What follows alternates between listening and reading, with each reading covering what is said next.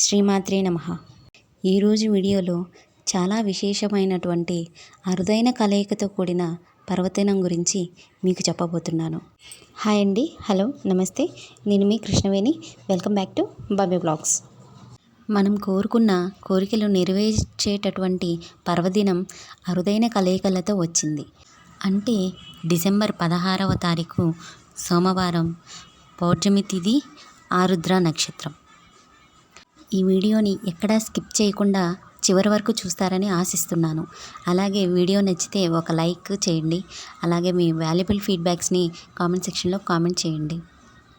సంకల్ప సిద్ధికి తోడ్పడే విశేషమైన కలయికలు, తిథులతో, నక్షత్రాలతో వచ్చింది ఈ పర్వదినం.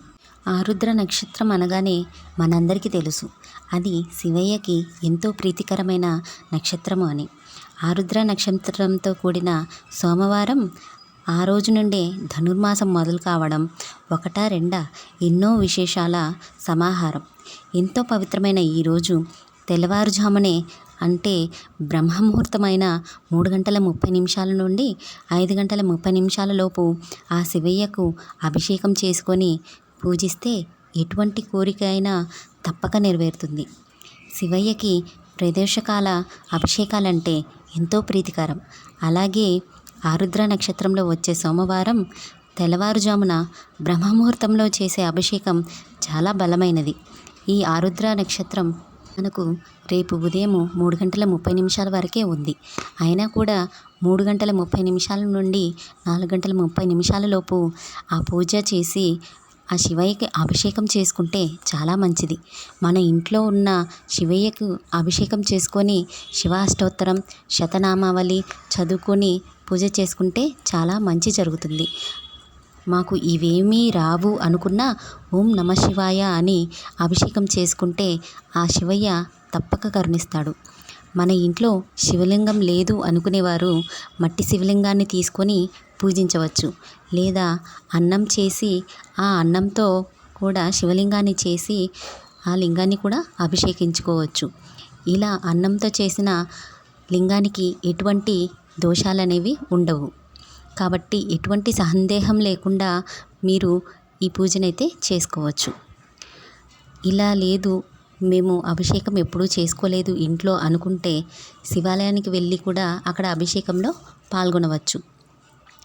ఇలా మట్టి శివలింగం కానీ, అన్నంతో చేసిన శివలింగం కానీ పూజించుకున్న తర్వాత ఆ శివలింగానికి సాయంత్రం పూట పూజ చేసుకొని తర్వాతి రోజు ఆ శివలింగాన్ని నీటిలో నిమజ్జనం చేసి ఎవరు తొక్కని ప్రదేశంలో, అంటే పూలకుండిలో అలా వేసుకోవచ్చు అన్నమాట. దీనివల్ల ఎటువంటి దోషాలు అనేవి ఉండవు.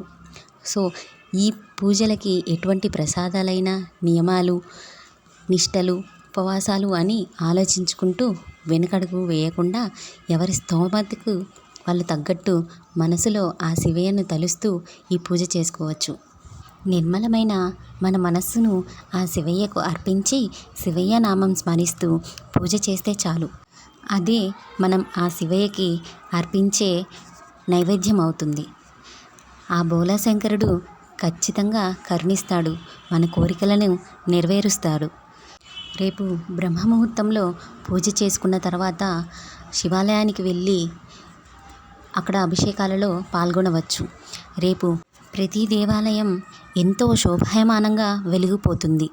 రేపు అంత పవిత్రమైన పుణ్యదినం. మామూలుగా అయితే మార్గశిర బహుళ పాడ్యమి నుండి మధ్యలో ధనుర్మాసం మొదలవుతుందని అందరికీ తెలిసిన విషయమే.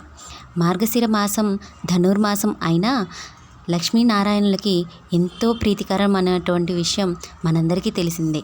కాబట్టి ఎంతో విశేషమైన ఈ పవిత్ర దినం రోజు ఆ శివుడికి అభిషేకం చేసుకొని బ్రహ్మముహూర్తంలో పూజా అభిషేకాలు చేసుకుంటే ఎంతో మంచి జరుగుతుంది అని చెప్పి మీరందరూ కూడా చేసుకోవాలని చెప్పి కోరుకుంటున్నాను. ఇలాంటి మరిన్ని యూస్ఫుల్ వీడియోస్ కోసం నా ఛానల్ని సబ్స్క్రైబ్ చేసుకోండి. Thanks for watching.